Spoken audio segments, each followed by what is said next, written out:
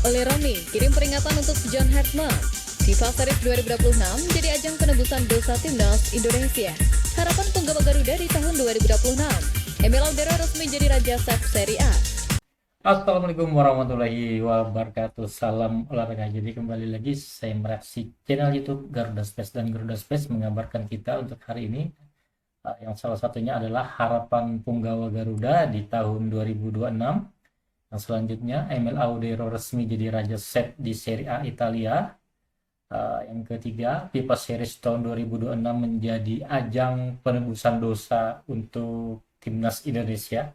Yang terakhir, oleh Romani kirim pesan peringatan ke John Hetman. Coba kita saksikan bersama ya.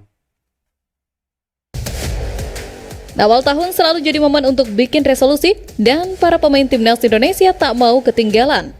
Bintang-bintang seperti Martin Paes, Emil Audero hingga Kevin Dix sudah membagikan harapan besar mereka untuk 2026.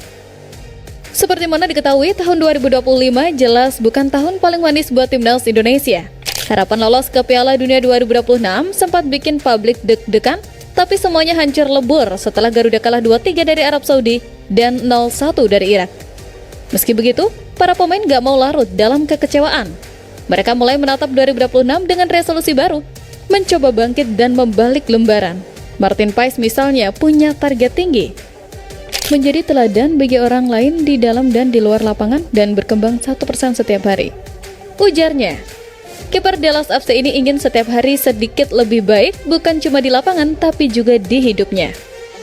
Egy Maulana Fikri, yang baru resmi jadi ayah, punya resolusi lebih personal, tapi tetap profesional.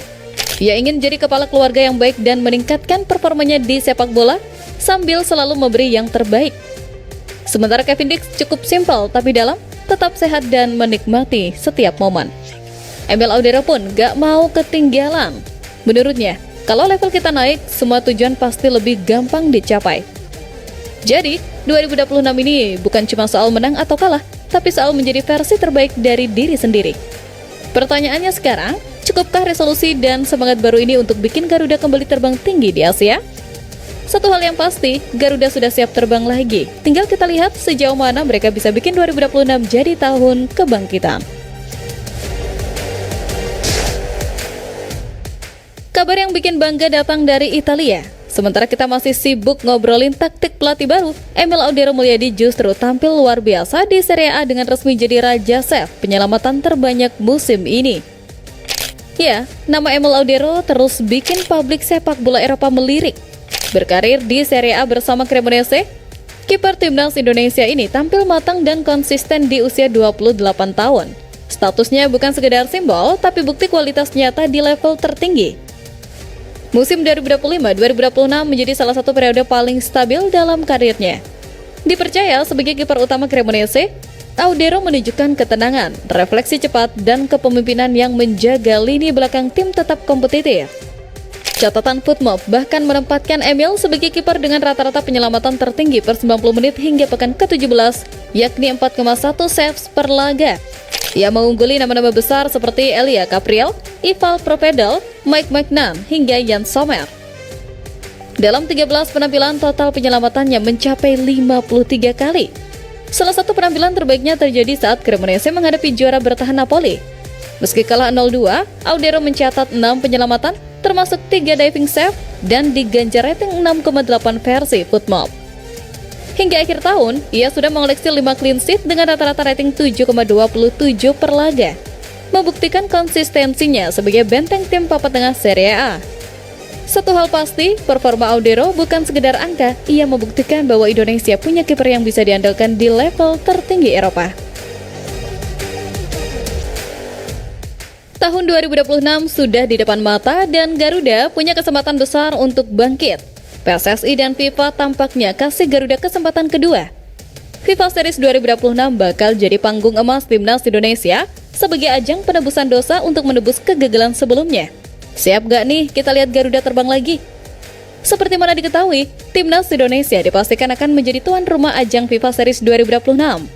Skuad Garuda kini jadi pusat perhatian sepak bola internasional. Ini bukan sekedar uji coba biasa. Ini panggung global, arena untuk menghadapi lawan dari Eropa, Afrika, Amerika Selatan, bahkan CONCACAF. FIFA Series 2 tahunan pertama kali digelar pada 2024, dirancang untuk mempertemukan tim dari berbagai konfederasi. Jadi, tuan rumah pada 2026 jelas bukan kebetulan. FIFA percaya Indonesia punya semua, infrastruktur oke, supporter paling heboh, dan federasi serius membangun sepak bola nasional. Ketua Umum PSSI Erick Thohir menegaskan turnamen ini adalah momentum emas untuk meningkatkan kualitas timnas. Meski rumor Portugal sempat beredar, anggota Exco PSSI Arya Sinulinga memastikan lawan itu belum masuk daftar resmi, membuka peluang tim kuat lain tampil. Sebagai tuan rumah, Garuda bakal menghadapi lawan dengan gaya dan karakter yang selama ini jarang ditemui di Asia. Laga-laga ini jadi arena untuk menguji regenerasi pemain, variasi strategi, dan mental bertanding pasca kegagalan di kualifikasi Piala Dunia 2026. Bagi publik sepak bola nasional, FIFA Series 2026 bukan sekedar ajang hiburan, melainkan titik awal untuk membangun kembali kepercayaan terhadap timnas Indonesia.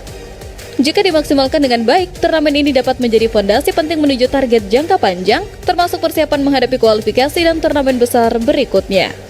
Dengan status tuan rumah dan sorotan internasional, FIFA Series 2026 menjadi ujian sekaligus peluang.